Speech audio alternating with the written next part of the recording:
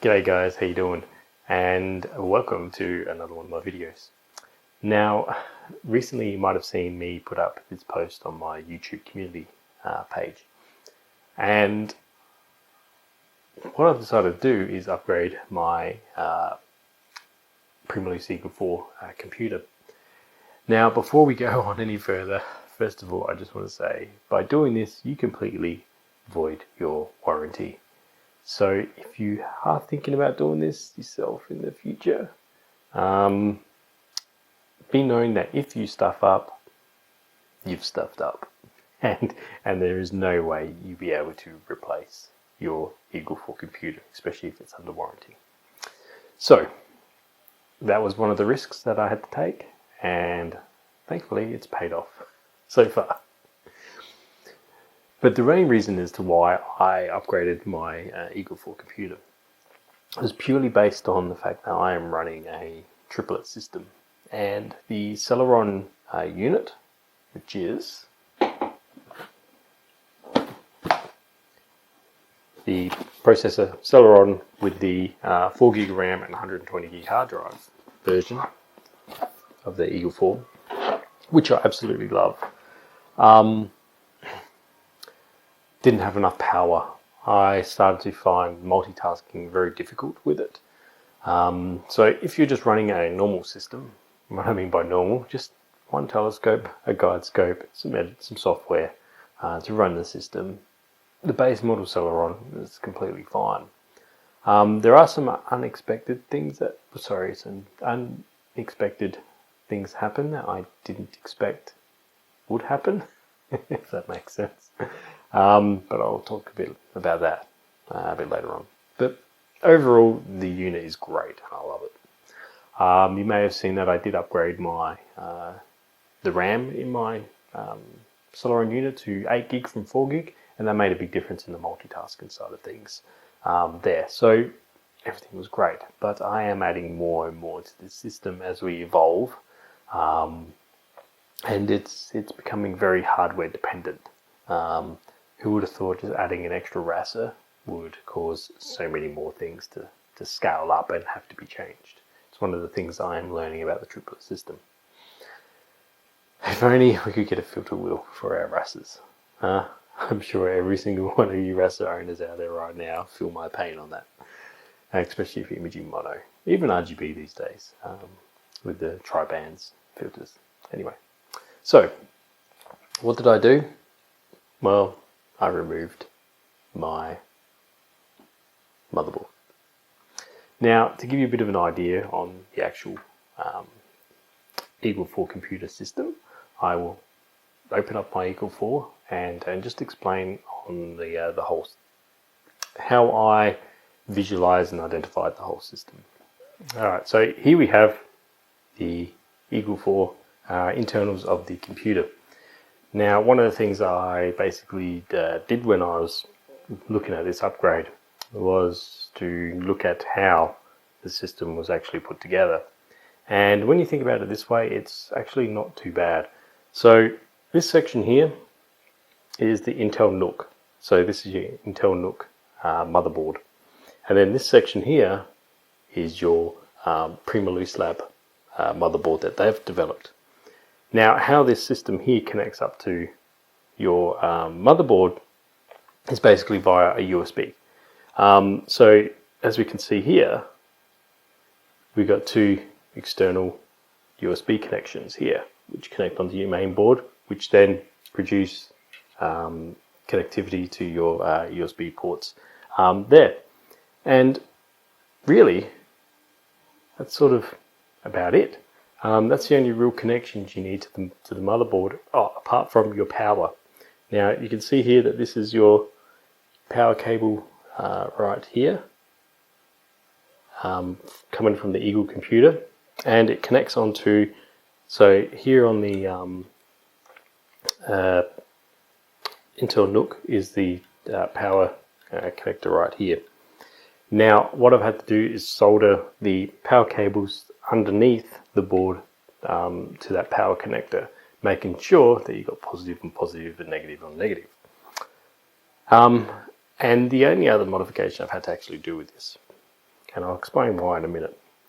But the front panel board, which is another connection that goes from the PrimaLuce lab main board to your Eagle Nook, is to be able to control and turn on the Nook from your power switch here, as well as showing your LED lights and all that there. Right, so you with me so far? Okay, now when working out which Intel Nook to install into my Eagle 4 computer to upgrade it from the Celeron version, I then had to look at all the different sort of Intel Nook board designs, because they all vary because there's so many generations. Now this is a 8th generation, so your Celeron, this Celeron version is an 8th generation board, and when you look on the actual box as well, it actually says up here with each different version it's an 8th generation, so Core i3 and Core i5. So what have I put into this? An 8th generation i7. That's right, I'm running an i7 in this system. It's yeah, it's pretty cool. Anyway, so when I had to order the Nook, or buy a Nook, trying to pick up an 8th generation Nook is actually quite difficult to find. And the reason that I need an 8th generation is purely because of all the layout on the actual casing itself. Alright, so all the boards should be pretty similar in terms of the layout itself. So I was looking for an 8th generation Nook. But this is where I came in with a problem.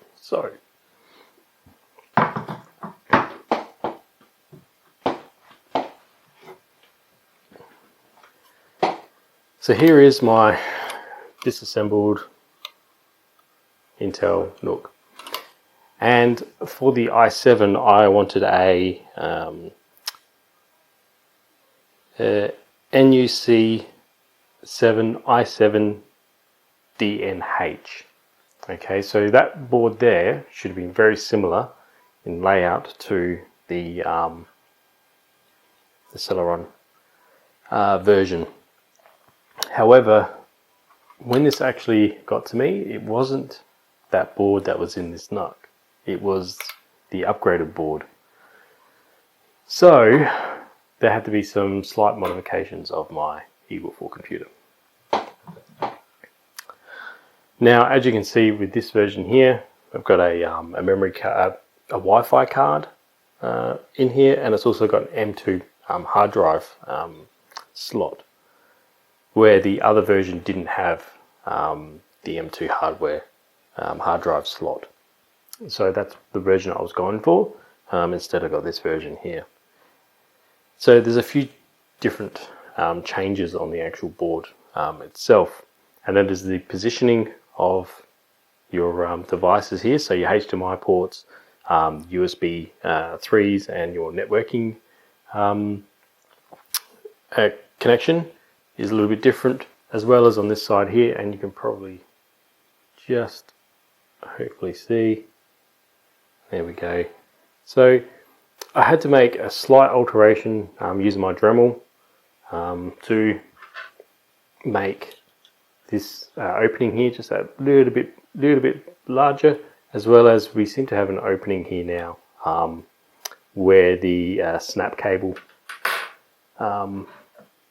used to go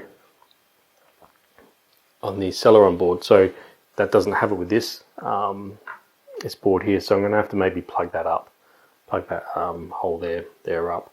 But it seems to have another USB slot or something here, so I don't know, I might be able to make use of that, I'm not sure. And then on the other side here, I've had to do a lot of Dremel modding, especially on this USB section here. So it's actually a little bit larger. I've had to go down a bit more, cut down with it, and I will have to do it on this side here if I decide to use the actual network connection but at this stage I'm not too bothered by it. And here where the USB plugs used to be, there's only one one HDMI there, and there's a big gap up the top, so I've used this little rubber grommet at the moment, but I'll have to refill that a bit more as well. So there is some slight differences here, but I've made it work. I have also installed another 8 gigabyte RAM memory card to the board, so I'm now running 16 gigabytes. And I just had to reconnect the Wi-Fi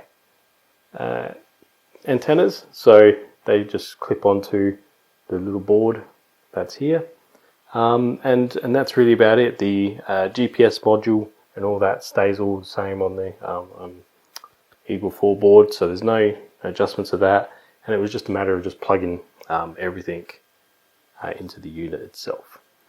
Now, that's the, I guess, more technical side of things. The board does just fit in there. Instead of having 4 screws hold it in, it's only got 2 screws on this side, up there and down there, that are holding the board in, which is perfectly fine. And the other mod I had to do was just splice these wires and make them a little bit longer, so that way the front panel connection could be connected up there.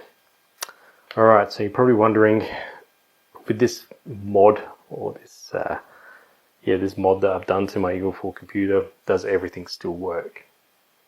Well, let's boot up the computer and have a look. Alright, so we've just booted up the Eagle, and as you can see, everything works fine. In fact, my GPS actually works better than what it did before. It would sometimes not connect up at all. But this time, every time I boot it up, the GPS has worked. Don't know why that is. Anyway, so yeah, as we can see here, 9 satellites, date, and all that's all true. All these, all your functions still work. As we can see here, which should anyway still work, because it's all basically board related. So the PrimaLuce lab equipment is all built into this software. Software is built for that, and the hard drive was just a straight transfer from the old system onto the new board. So yeah, everything works fine in that regard. Now, what exact system do I have? We'll have a look at that. So we have a Intel Core i7-8650 CPU, 1.9 gigahertz, 16 gig of RAM, and yeah, Windows 10 Enterprise and so on.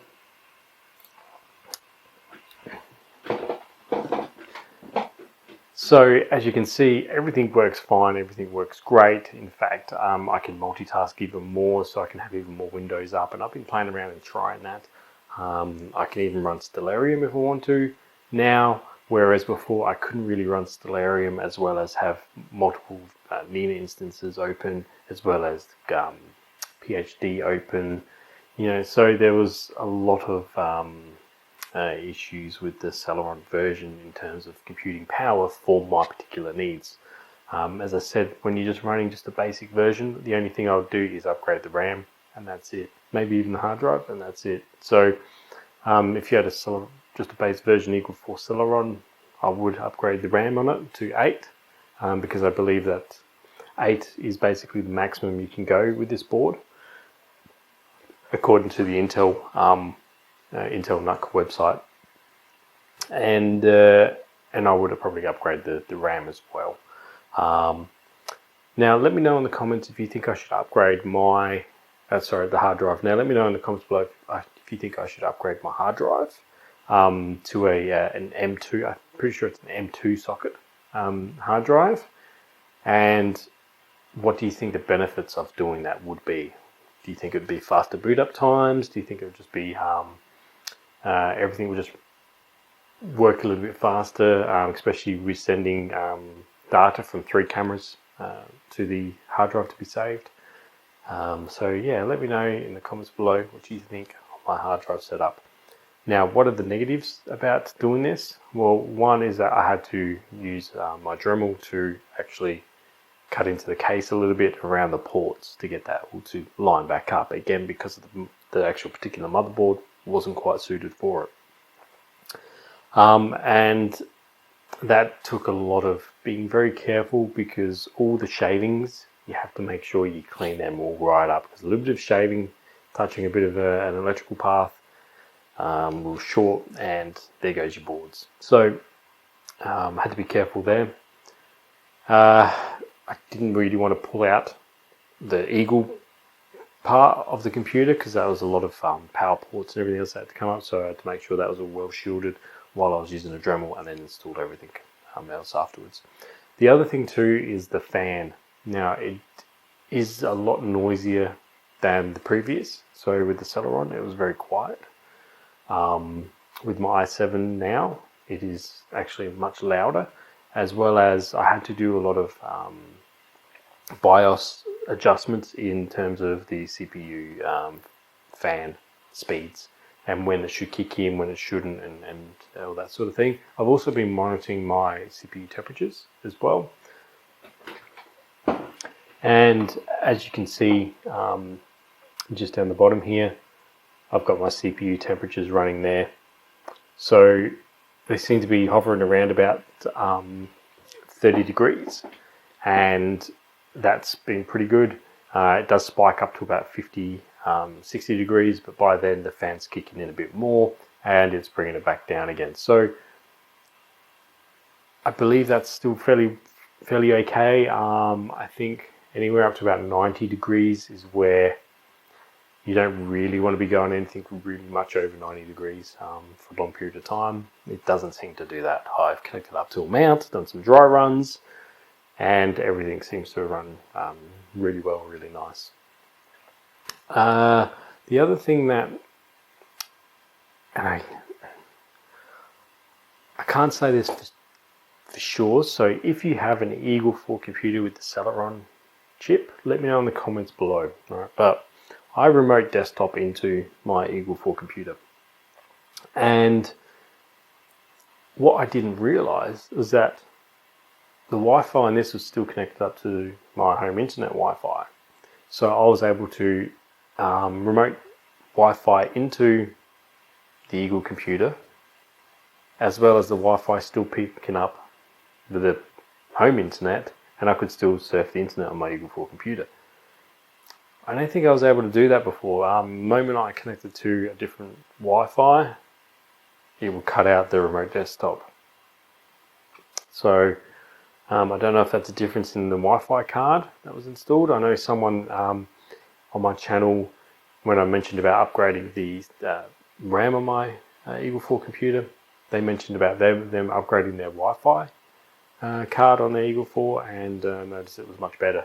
So I wonder if that's what's happened here. I've got an upgraded Wi-Fi card, and I'm able to do a little bit more with it. I don't know. I don't know a lot about that side of things. But yeah, I'm pretty happy with it. The board cost me, or the NUC cost me about $600. So when you're comparing that to the base version, adding that on top, it's still reasonably under the price of the top of the range Eagle 4 Pro computer, and I believe it's probably still a little bit cheaper than the Eagle S, which is the i3 version. But I've got the an i7 chip now, so yeah, we'll see how it goes. Hopefully my soldering skills are good enough for all this. There is probably some things that I still want to be able to do to the board in this, and that is using a it's like a rubber silicon, electrical silicon, that you can put over connectors, and it will help insulate the connection a bit more. And I'd like to go down and to my local electronics store, pick up some of that as well, and put it on some of the connectors. As you can see here, PrimaLuce do it.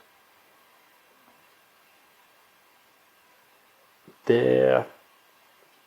You see for the connectors there. So it's something I want to do as well, just to help out with anything. But other than that, everything's working, and I've got an upgraded system. So yeah, pretty happy. What we need to do now is just wait for some clouds to go so we can go out and shoot, because I haven't been able to do much shooting for a little while now. Yep, the weather's definitely starting to kick in, and it's starting to rain again. I hope you guys have got some clear weather where you are.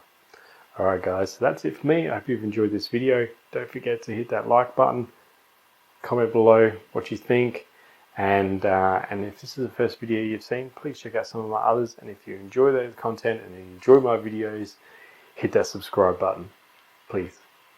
Alright guys, so that's it for me. So until next time, take it easy. See yous.